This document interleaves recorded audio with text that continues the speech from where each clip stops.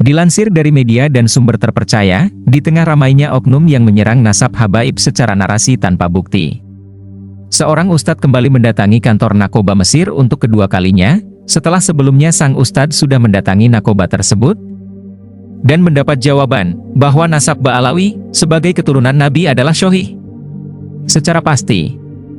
Namun karena masih banyak oknum para pembenci, baik yang masih meragukan cerita fakta tentang itu, maka sang ustadz memutuskan untuk kembali sowan, mendatangi Narkoba Ashraf Mesir.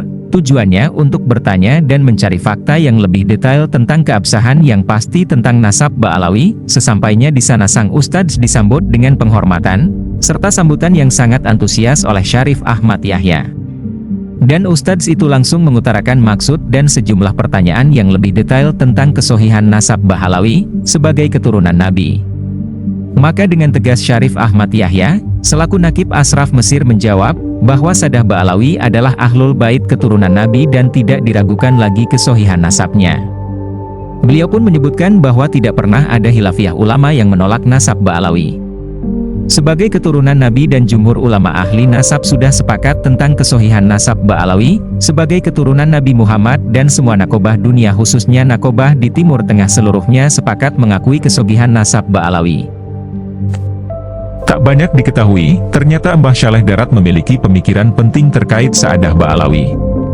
Hal ini termaktub dalam kitab beliau berjudul Sabilul Abid, 393 halaman, Syarah Jauharut Tauhid, karya Syekh Ibrahim Al-Laqoni, wafat 1631. Di kitab itu, beliau menjelaskan pengertian keluarga Nabi menurut 4 imam mazhab fikih, akhlak terhadap keluarga Nabi, serta hal-hal terkait di dalamnya. Mbah Saleh Darat berkata, wa ala kulli halin, kito kabehe ma'asyirol muminin, wajib demen, lan wajib hormat mulyaaken marang ahlul bait, senajan podo ngelakoni zahire ing maksiat. Kerono kito kabeh wajib husnuzon marang ahlul bait Rasulullah, kelawan sebab wes ono nash Al-Quran, yen ahlul bait iku suci saking dosa, moko dihin sucine timbang kelawan wujude dosa iki. Moko fahamata siro kerono alamata sa'adah iku mahabbah ahlil bait, lan alamata syakowah iku bugedu ahlil bait. Kerono demen marang Gusti Rasulullah iku dadi syarat iman, kerono dahuhe Gusti Kanjeng Rasulullah riwayat saking Al-Baihaqi.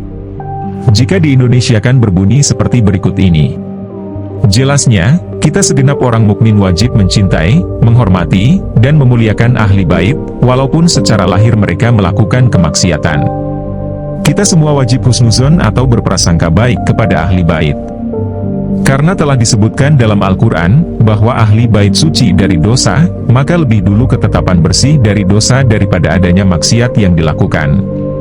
Pahamilah oleh kalian, karena di antara tanda-tanda kebahagiaan, atau sa'adah seorang mukmin adalah mencintai ahlul bait, dan tanda-tanda celakanya, atau syakowah seorang mukmin adalah membenci ahlul bait.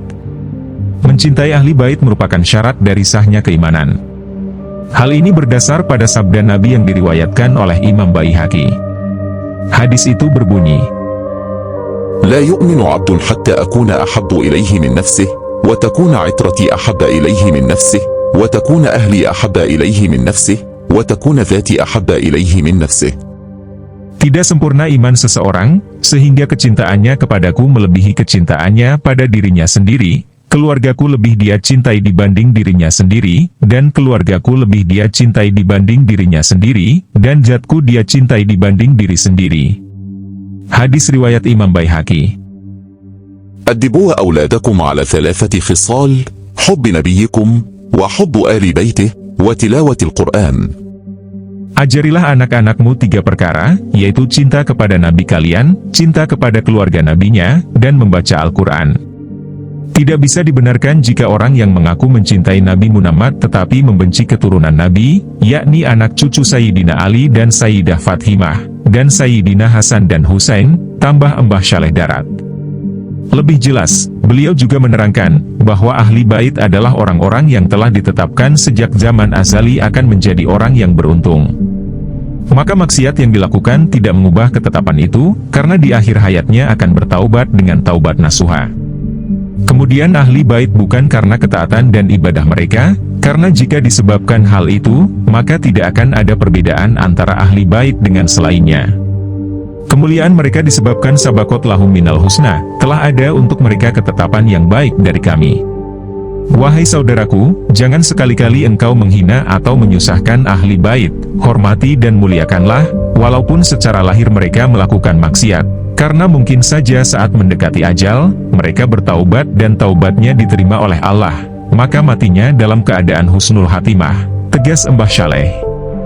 Mbah Saleh mengakhiri pembahasan bab ini dengan sebuah catatan, bahwa para Sayyid Ba'alawi wajib menjalankan tuntunan kakek buyut mereka, yakni Nabi Muhammad, dan para ulama salafus syalih.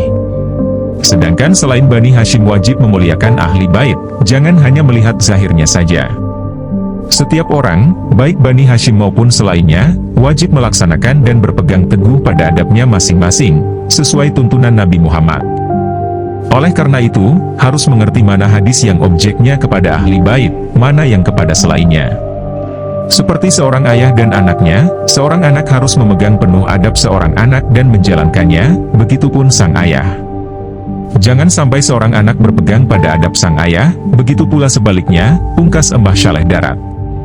Wallahu alam.